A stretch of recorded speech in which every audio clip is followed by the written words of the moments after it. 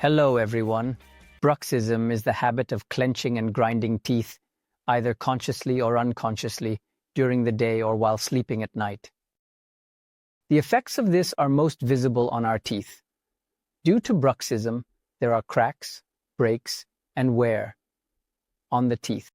Another issue is the serious trauma it causes to our jaw joint. As a result, clicking sounds, discomfort, and pain are observed in the joint. Additionally, when we wake up in the morning, it causes severe headaches, a feeling of fatigue in the neck area, and discomfort due to the pain in the joint. Another side effect of bruxism is the disturbance caused to those around us, especially our partners, due to the grinding while sleeping at night. You can ask me any questions you have through the media accounts below. Looking forward to seeing you.